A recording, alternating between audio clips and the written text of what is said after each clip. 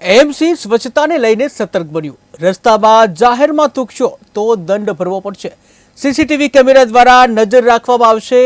Bike કે કારમાંથી થૂંકતા લોકોને video બનાવાશે, જ્યાં 100 રૂપિયાના દંડ રાખવામાં આવે છે। એએમસીના કંટ્રોલ રૂમ દ્વારા મોનિટરિંગ કરાશે। પાલિકાની અંદર સીસીટીવી કેમેરા દ્વારા નજર રાખવામાં આવતી હોય છે। તેનો કંટ્રોલ કમાન્ડ એન્ડ કંટ્રોલ રૂમમાંથી કરવામાં આવે છે। આ જે સિટીને ચોખ્ખું બનાવવા માટે, સ્વચ્છ રાખવા માટે મહાનગરપાલિકા દ્વારા અનેક પગલાં લેવામાં આવી રહ્યા છે। એ દરમિયાન ઘણીવાર કેટલાક વાહન ચાલકો મસાલો ખાઈને ગાડીમાંથી પિચકારી મારતા હોય છે, અથવા તો ટુ વ્હીલર જત પરથી પસાર થતી વખતે રોડને ગંદા કરતા હોય છે।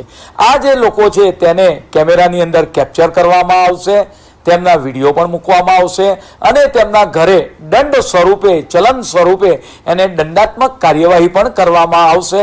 હાલમાં મિનિમમ લગભગ 100 રૂપિયા જેવો દંડ એના માટે કરવામાં આવશે।